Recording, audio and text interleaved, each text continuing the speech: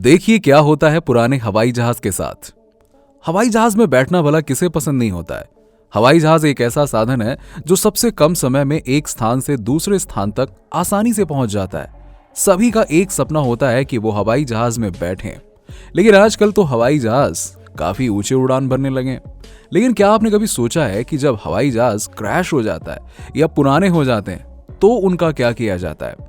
आज हम बात करने जा रहे हैं पुराने हवाई जहाजों के बारे में कि पुराने हवाई जहाज के साथ आखिरकार किया क्या जाता है।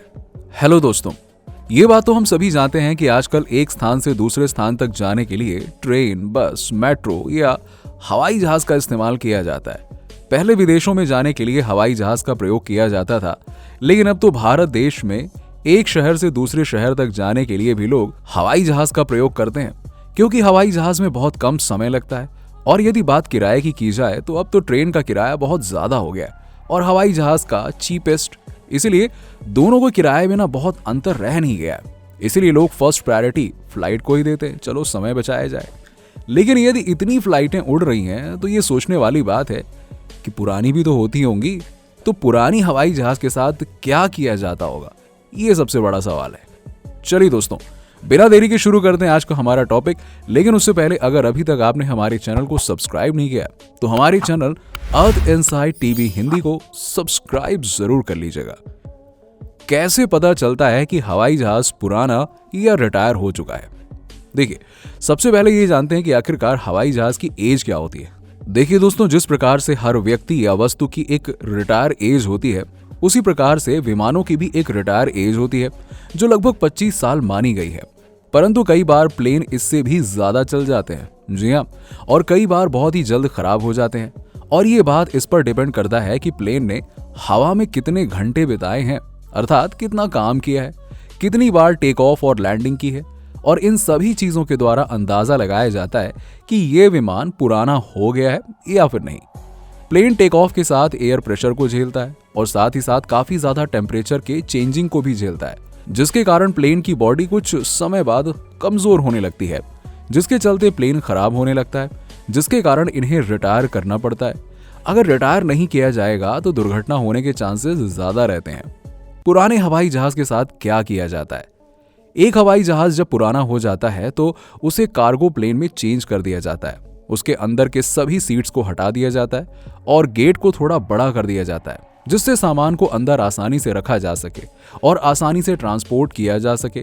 अर्थात इन हवाई जहाजों को पुराना होने या खराब होने के बाद माल ढुलाई के लिए प्रयोग में लिया जाता है। A300 को 1970 में बनाया गया था। इस हवाई जहाज को भी कार्गो में बदलकर माल ढुलाई के लिए प्रयोग में लिया जाता है। परंतु सभी हवाई जहाज ज्यादा लंबे समय तक तो नहीं चलते हैं, जिसके चलते उन्हें कार्गो में भी नहीं बदला जा सकता है और उन्हें एयरपोर्ट पर भी खड़ा नहीं किया जा सकता है, क्योंकि वहां पर पार्किंग के पैसे देने पड़ते हैं।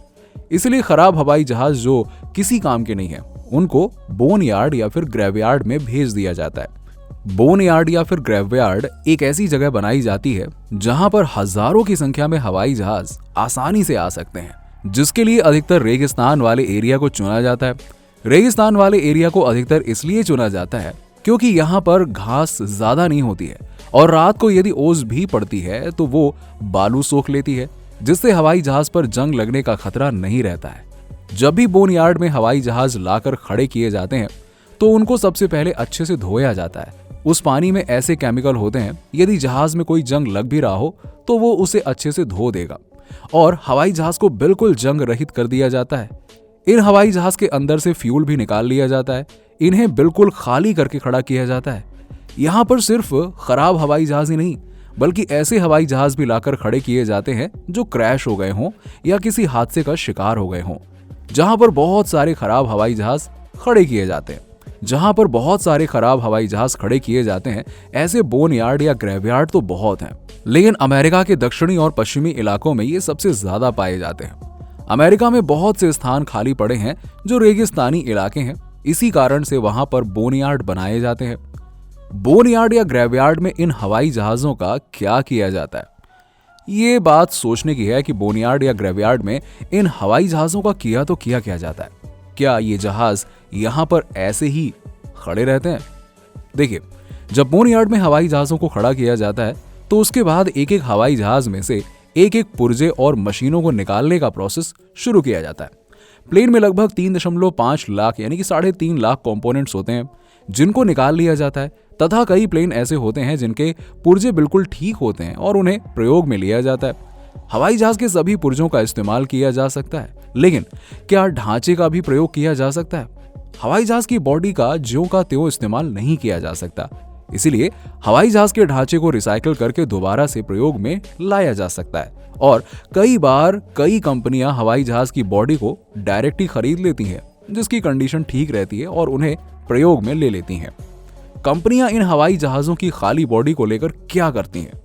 देखिए, जो कंपनियां हवाई जहाज की खाली बॉडी को खरीदती हैं वो इन्हें कई तरह से प्रयोग में लेती हैं। जैसे स्वीडन में एक कंपनी ने कई हवाई जहाज की खाली बॉडी को खरीदकर उन्हें लेकर 25 रूम के होटलों में कन्वर्ट कर दिया। और वहीं बात अगर मैक्सिको की करें तो वहां पर 200 प्लेन की खाली बॉडी को मिलाकर एक लाइब्रेरी बना दी गई। और यदि बात तुर्की की करें तो वहां पर हवाई जहाज की खाली बॉडी को लेकर एक रेस्टोरेंट बना दिया गया। इसी तरह अलग अलग देश हवाई जहाज की खाली बॉडी का अलग अलग प्रयोग करते हैं अपनी क्रिएटिविटी के हिसाब से। और कई बार प्लेन की बॉडी का प्रयोग फिल्म की शूटिंग में किया जाता है। कई बार कई ऐसे प्लेन भी होते हैं जिन्हें बैन कर दिया जाता है, अर्थात उन प्लेन का कोई भी पार्ट किसी और प्लेन में ना तो यूज किया जा सकता है और ना ही उसके पार्ट्स को बेचा जा सकता है, क्योंकि उनमें बार बार एक ही शिकायत रिपीट होती रहती है। जैसे 737 मैक्स को पूरी तरह से बैन कर दिया गया है क्योंकि इस प्लेन में 6 महीने के अंदर ही एक तरीके से 2 बार एक्सीडेंट हो गया था। अगर आपको हमारे द्वारा दी गई जानकारी पसंद आई हो तो आप हमें कमेंट सेक्शन में कमेंट करके बताइए और इस वीडियो को ज्यादा से ज्यादा लोगों में शेयर करें। और ऐसे ही और इन्फॉर्मेटिव और नॉलेज से भरे टॉपिक के लिए आप हमारे चैनल अर्थ इनसाइड टीवी हिंदी को सब्सक्राइब जरूर करें। मिलते हैं आपसे अगली वीडियो में। Thanks for watching.